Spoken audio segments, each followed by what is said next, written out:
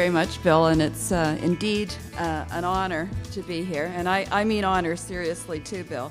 This is the second conference that I've attended for ICHIL, and on behalf of the faculty, the students, and the staff at Ivey, I'd like to welcome you here as well. I think it's going to be a very exciting day. I was quite pumped after the inaugural conference last year, and it just seems to be getting better and better. Innovation does take leadership. In fact, not only does it take leadership, I think innovation is leadership. And we need it to tackle the daunting challenges in the healthcare field. If I were to ask you, where should we as leaders begin in our search for solutions that will lead to a more innovative and sustainable healthcare system, I'm sure your first thought would not be this. Carol, why don't we start looking at the financial industry for answers? They seem to have wrestled with the issues of leadership, innovation, and risk management for quite a while. Perhaps they've learned something that we can apply to the healthcare sector. Does that seem crazy? Well, the reality is that innovation is about looking for answers where people haven't looked before, or where nobody else is looking, and asking some of the questions that nobody else is asking. And that's exactly what this conference is intended to do, and that's exactly what all of you as leaders, whether you're from the private sector, whether you're from government, whether you're from a student body, we're asking you to do. The financial crisis prompted us to lower the microscope on leadership with the goal to understanding what went wrong and what went right with leadership. Lots of people were examining what was wrong with the regulatory system, what was wrong with the directors on boards, but not a lot of people were asking, what about leadership during this crisis?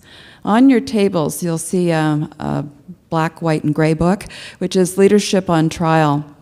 And I encourage you to take it home with you and have a glance. It is the result of our work on leadership and what did go wrong. I'll give you a brief background on the research findings and how I think these findings apply equally well to the healthcare sector as they do to the financial sector. In 2009, I began work with a couple of senior faculty at Ivey to try to understand the failings of leadership that led to the global financial crisis. And our main question was, would it have mattered if leadership were better? We engaged in honest and in-depth discussions. No one had attribution, so that made it very honest. And we asked more than 300 leaders in business and the not-for-profit sector in 3 continents. And during these sessions, we explored the role that organizations and the leadership in those organizations played before, during, and after the financial and economic crisis. The answer to our initial question, would better leadership have made a difference, was a resounding yes. The session participants revealed many examples of poor leadership and poor decision-making, but thankfully, they also shared many examples of good leadership and good decision-making. There were some overarching qualities of good leadership that came up in absolutely every session. And I believe 3 in particular apply to our discussion today. We found that good leaders, first of all, did not take risks that they didn't understand. And I'll never forget a discussion that we were having in New York with some pretty senior leaders who were playing a pretty senior role in the financial industry. And one of them said to me, you know, when we were talking about, it was a derivative product, we really didn't understand it. And we really didn't ask the question so that we would understand it. We just did it because everybody else was doing it. Second thing is that they ensured that there was a strong oversight and there were good checks and balances in the system. And by that I don't mean so much in terms of rulemaking that you can't move, But what I mean is that there was a good sense of checks and balances in the system. They didn't bet the farm on one business unit alone. But most importantly, and this is the one I want us to think about today, they created and they actively fostered a strong, value-rich culture where constructive dissent was encouraged. And by constructive dissent, I don't mean disruptive behavior. I mean the opportunity to look at ideas, to challenge ideas, to have new ideas, to disagree with some of the norms that we take for granted. In those cultures where constructive dissent existed, those organizations we found did well, and they were the leaders that really led their organizations and maintained stability through a pretty serious crisis. I believe that these organizational leadership qualities, they're particularly important to think about as we enter the discussion around the innovation of healthcare. By its very nature, innovation is about moving counter to the status quo. In organizations where constructive dissent is considered a vital component of culture, the leadership team has the mechanisms in place to be exposed to a wide range of ideas and viewpoints. One of the most common obstacles we found in organizations that failed, or worse yet, created the crisis, was a culture marked by a lack of constructive dissent. In other words, many of these organizations, especially their executive teams, were afflicted by groupthink. And groupthink occurs when team members achieve consensus without critically testing, analyzing, and evaluating ideas. The many reckless and often disastrous decisions taken at senior levels in the financial and other organizations during the crisis illustrate the power of groupthink to distort reality. Lulled into a false sense of superiority by past successes, these executive teams believed that they could never lose. We were successful, we're making lots of money. As one of them said, you know, the party was on, and who wants to end the party? Well, they viewed their actions and their decisions as rational and right, while everyone else was wrong. Consequently, the opinions of others outside the team were not valued and often denigrated. Inside the team, members avoided controversy because they wanted to be seen as team players. I think we have all experienced or witnessed firsthand how easy it is to fall into the trap of groupthink.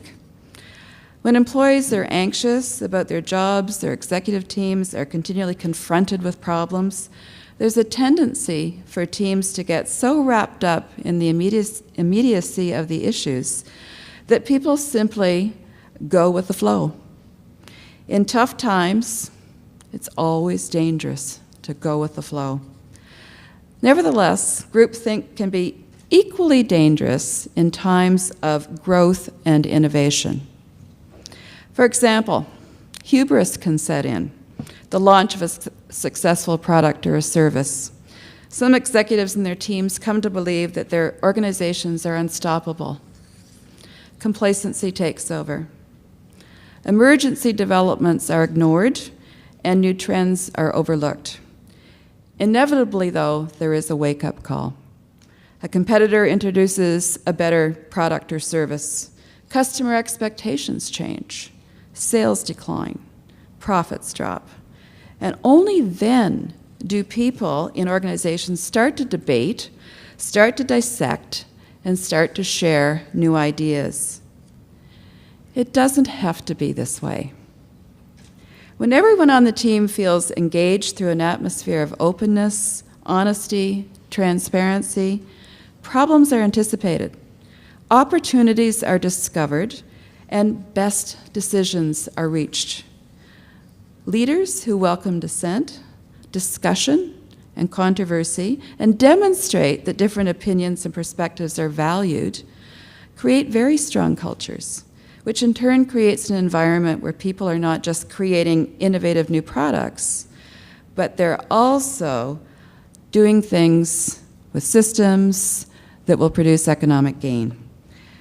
And I think in our case, they will improve people's lives. This is innovation at its best. Our research project culminated in the report called Leadership on Trial, a manifesto for leadership development. In addition to recommending a guiding set of principles and a renewed commitment to good leadership, a key component of the report was the call to action. By bringing together leaders from across the global health system, like we have done today, you are already heeding our call for action. Collaborating and breaking down the barriers between government, business, and academia, you can leverage vast knowledge, creativity, and ideas. And by seeking to promote best practices in healthcare, you're contributing in a very meaningful way to the health and well-being of Canadians.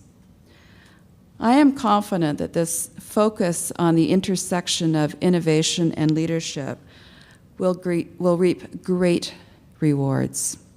So I look forward to hearing the results of today's deliberations, and I encourage you to have an atmosphere of constructive dissent, to think about new ways of looking at things, break through some of the stereotypes that I think exist around the culture of healthcare, and in the end, you will have some fabulous new ideas that I'm sure that we can put to work in Canada and around the world. So thank you for coming, and thank you, Kelly, for getting us on the cruise.